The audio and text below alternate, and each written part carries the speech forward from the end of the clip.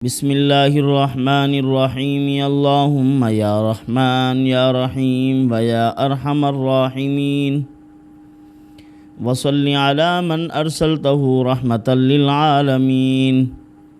نہایت ہی واجب الاحترام بزرگان محترم، برادران عزیز، ایک عمل ایسا ہے جس عمل پر اللہ کے مقدس اور پاک فرشتوں نے بھی اس پر مبارکباد پیش کی ہے۔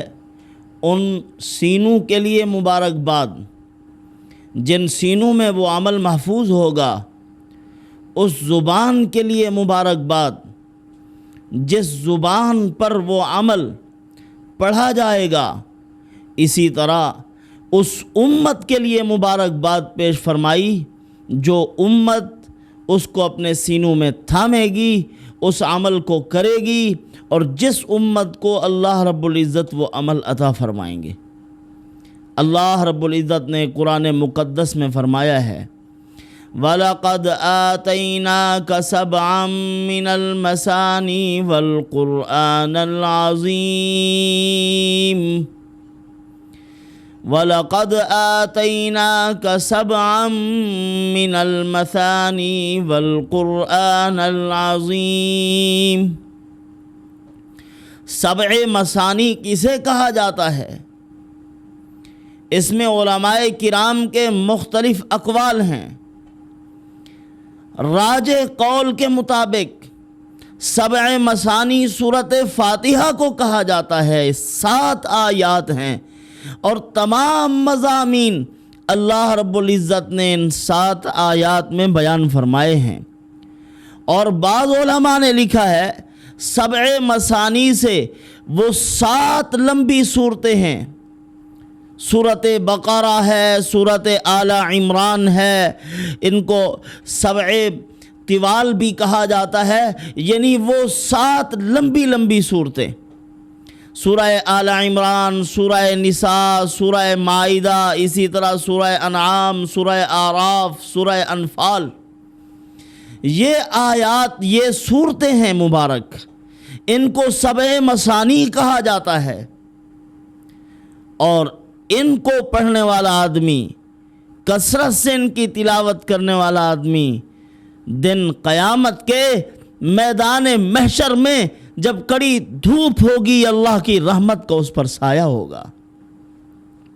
تو برادران عزیز، ایک تو ان صورتوں کے بارے میں فرمایا گیا، اور اسی طرح جب اللہ رب العزت نے سب سے پہلے قرآن مقدس کی تلاوت کی ہے تو کون کون سی صورتیں اللہ پاک نے پڑھی؟ حدیث پاک میں ہے اللہ عز و جل نے سورۃ طٰہٰ پڑھی ہے اور سورۃ یاسین پڑھی ہے۔ کائنات کے جری انسان، وہ شخص جس کے بارے میں اللہ کے پیغمبر صلی اللہ علیہ وسلم نے فرمایا ہے اس کا گھر میرے گھر کے سامنے ہے جنت میں، اس کو بھی اگر ایمان کی دولت سے اللہ نے نوازا ہے تو سورۃ طٰہٰ کی برکت سے۔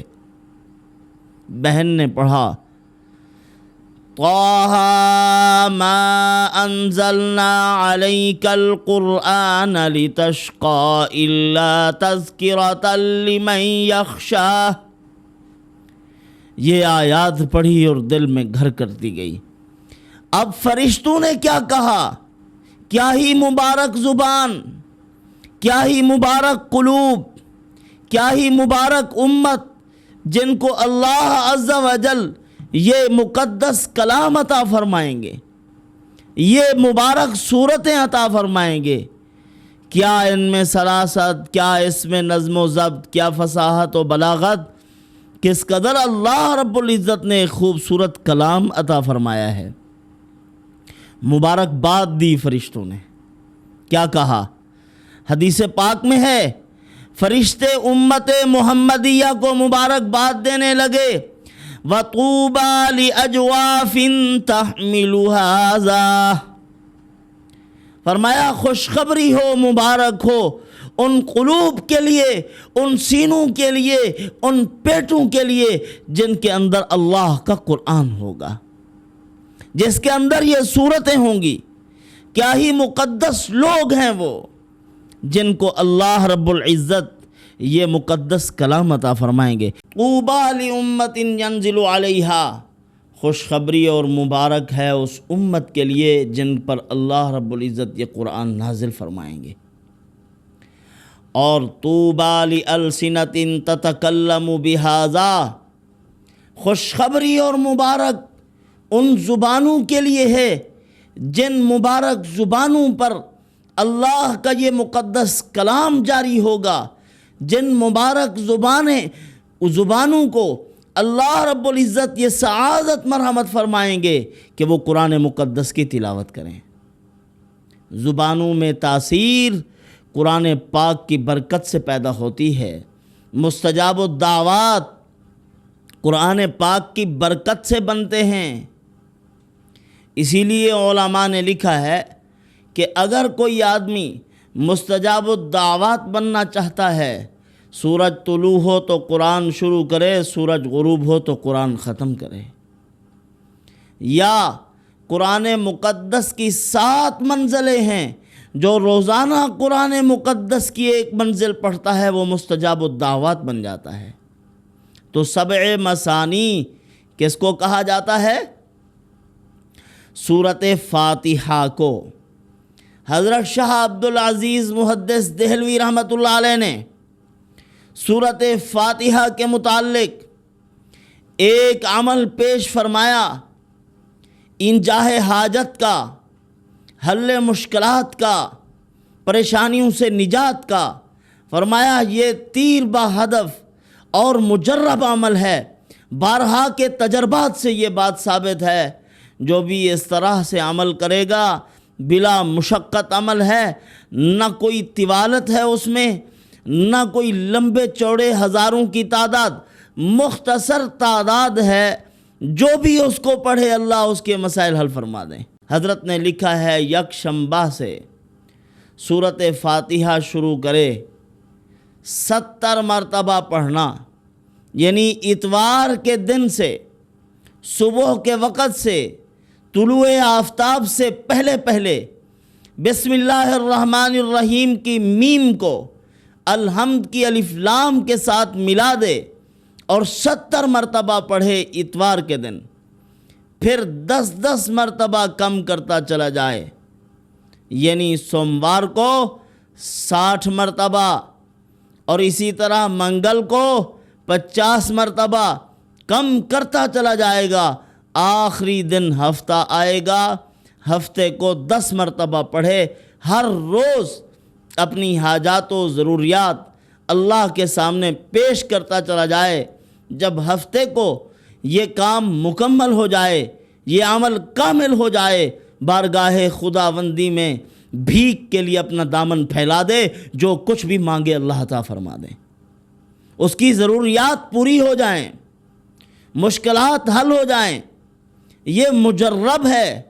حضرت شاہ عبدالعزیز محدث دہلوی رحمۃ اللہ علیہ نے اپنے سادات خانوادہ سے یہ عمل حاصل کیا ہے۔ حضرت کا پورا کنبہ سادات کا ہے، شاہ ولی اللہ محدث دہلوی رحمۃ اللہ علیہ کے خاندان کے آدمی۔ تو برادران عزیز، یہ عمل کیجئے، اور حسبنا اللہ و نعم الوکیل بھی جب اس عمل کو شروع کریں، انہی ایام میں کسی وقت جا کر حسبنا اللہ و نعم الوکیل 450 مرتبہ پڑھیں۔ اور اس عمل کے متعلق حضرت نے لکھا ہے، فرمایا یہ امت محمد کو اللہ نے شمشیر بے نیام مرحمت فرمائی۔ یہ عمل فتح کا شاہکار عمل ہے۔ اللہ رب العزت نے اس عمل کو چوٹی کا عمل بنایا ہے۔ امت محمد کے لیے دشمنوں کے مقابلے میں تلوار ہے۔ تو اس عمل کو کیجئے، اور ساتھ ساتھ محرومی سے ڈرتے رہیے۔ بسا اوقات اللہ رب العزت ان زبانوں میں اثر پیدا کر دیتے ہیں، سب کچھ نصیب ہو جاتا ہے، لیکن چوٹی پر پہنچنے کے بعد مال و منال کو مقصود بنا کر، دولت اور پیسے کو مقصود بنا کر، سستی شہرت حاصل کرنے کے لیے کیا سے کیا کرتے ہیں کسی فتنے میں مبتلا ہو کر تباہ و برباد ہو جاتے ہیں۔ جبرائیل علیہ السلام کو اللہ تعالیٰ نے بلایا، آ گئے، کبھی ادھر کو چھپ جاتے ہیں اللہ کے سامنے آنے سے، کبھی ادھر کو چھپ جاتے ہیں۔ اللہ تعالیٰ نے فرمایا جبرائیل میں تجھے بلاتا ہوں، تو دائیں بائیں چھپنے کی کوشش کر رہا ہے، اے اللہ ڈر لگتا ہے تیری خفیہ تدابیر سے۔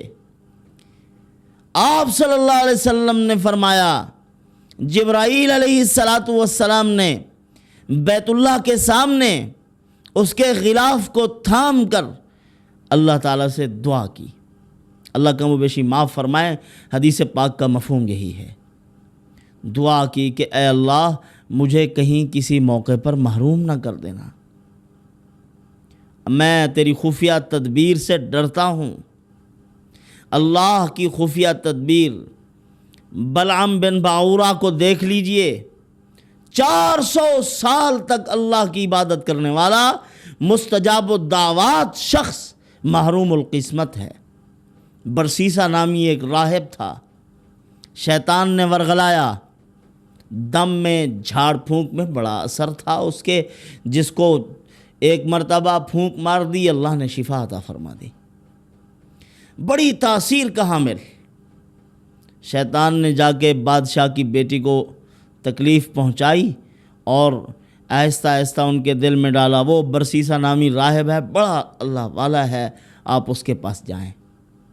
اب برسیسہ نامی راہب کے پاس پہنچ گئے، آہستہ آہستہ بے تکلفی ہوتی گئی اور لڑکی وہاں رہنا شروع ہو گئی، اور رات کا وقت ہوا، برسیسہ کو وسوسے ڈالے شیطان نے، برائی پر آمادہ کیا، اس طرح تباہ و برباد ہوا برسیسہ۔ اس نے منہ کالا کر لیا، پھر اس کو پھانسی کے پھندے تک لے گیا۔ برائی تو کر کے بیٹھا تھا، پھر بادشاہ کی بیٹی کے بارے میں وسوسہ ڈالا شیطان نے، یہ تو بتا دے گی، پھر قتل کر کے اس کو زمین میں دفن کر دیا۔ شیطان گیا خواب کے ذریعے سے بادشاہ کو بتلایا کہ تیری بیٹی وہاں دفن ہے۔ اب بادشاہ نے تحقیق و تفتیش شروع کی، گڑھا کھودا، لڑکی نکل آئی، اور پھر اس کو آہستہ آہستہ سولی پر لے گئے۔ جب سولی پر گیا، تختہ دار پہ پہنچا ہوا ہے، وہاں شیطان نے وسوسہ ڈالا کہ جناب کس نے آپ کو پھنسایا ہے؟ اس نے کہا مردود تو نے پھنسایا ہے۔ تو شیطان نے کہا برسیسہ اگر پھنسا سکتا ہوں تو رہائی بھی دے سکتا ہوں۔ تو اس نے کہا کیسے رہائی مل سکتی ہے؟ کہا ابھی مجھے سجدہ کرو تجھے رہائی دلواؤں گا۔ اس نے اشارے سے سجدہ کیا، اسی وقت پھندا گلے میں تھا، لٹک گیا تختہ دار پر، ایمان سے محروم گیا۔ اسی لیے اللہ کو مقصود بناؤ۔ پروردگار عالم نے قرآن میں اصول بیان فرمایا ہے، من یرتد منکم عن دینہ فسوف یأتی اللہ بقوم یحبہم ویحبونہ اذلۃ علی المؤمنین اعزۃ علی الکافرین۔ مطلب کیا؟ جتنے بھی مرتد ہوتے ہیں ان کو اللہ کی محبت نہیں ہوتی، ان قریب میں ایسی قوم پیدا کر رہا ہوں جو مجھ سے محبت کریں گے، میں ان سے محبت کروں گا، اور فتنہ ارتداد میں نہیں جائیں گے، وہ مرتد ہو کر نہیں مریں گے، میری ذات عالی پر قربان ہوں گے وہ لوگ۔ وہ کون ہیں؟ وہ مقدس طبقہ ہے جن کی تربیت محمد الرسول اللہ صلی اللہ علیہ وسلم نے کی ہے۔ تو برادران عزیز، یہ انتہائی خوبصورت عمل آپ کی خدمت میں پیش کیا ہے، اس عمل کو کیجئے، اور یہ کوئی ایسا بھاری عمل نہیں ہے، آپ لوگوں کے ساتھ بھی محبت بانٹیے، جتنوں کو آپ یہ عمل دے سکتے ہیں دیں، جتنے بھی مسائل میں پھنسے ہوئے لوگ ہیں سب کو کہیں، اور ہم فساد عقیدہ والے لوگ نہیں ہیں، ہماری یعنی ہر وقت اجازت کی رٹ لگانے والے، کیا اجازت؟ میں نے ایک مرتبہ ایک سرچ لگائی پیر کو، آگے اجازت لکھی ہوئی تھی، اجازت عام اتنے پیسے، اجازت خاص اتنے پیسے، اس کے لیے ہمارا خاص نمبر، اس کے ساتھ رابطہ کر لیجئے۔ امت مسلمہ کو کیا کر رہے ہو تم؟ راہ راست سے بھٹکا رہے ہو یا خدا کے قریب کر رہے ہو؟ اسی لیے علامہ اقبال نے کہا تھا پیران کلیسا کو کلیسا سے ہٹا دو، اٹھاؤ ان کو جو بیٹھے ہوئے ہیں درمیان میں، اللہ رب العزت اور بندوں کے درمیان واسطہ بن کے بیٹھے ہوئے ہیں کہ ہمارے بغیر تو تمہارا کوئی کام نہیں ہوگا، چڑھاوے چڑھانے پڑیں گے، نظریں ماننی پڑیں گی، یہ کرنا پڑے گا وہ، یہ سب جھوٹ ہے، یہ فنکار ہیں، یہ امت مسلمہ کے دشمن ہیں۔ آپ پڑھیے، اپنا رابطہ بنائیے۔ واسطے کیوں بناتے ہو؟ ہمارا سب سے بڑا واسطہ محمد الرسول اللہ صلی اللہ علیہ وسلم ہے، اور اولیاء کرام بھی ہیں جن کی قبروں پر خدا کی رحمت نازل ہوتی ہے۔ اسی لیے غالباً امام ضیلعی رحمۃ اللہ علیہ فرماتے ہیں، ایک روایت نقل کرتے ہیں، فرماتے ہیں اولیاء کے قبور پر اللہ کی رحمت کے فرشتے بیٹھتے ہیں، پڑھتے رہتے ہیں، رحمت نازل کرتے رہتے ہیں، اور قیامت تک وہ کرتے رہیں گے۔ ان کی قبروں پہ بیٹھو، وہاں ان کو کچھ ایصال ثواب کرو، ان کے وسیلے سے اللہ سے دعا مانگو، کوئی حرج نہیں ہے۔ جھوٹ ہے جو کہتے ہیں شرک ہے۔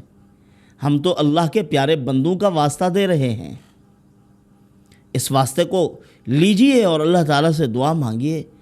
اللہ پاک مجھے آپ کو انہی معروضات پر عمل کی توفیق عطا فرمائے۔ والسلام وما علینا الا البلاغ۔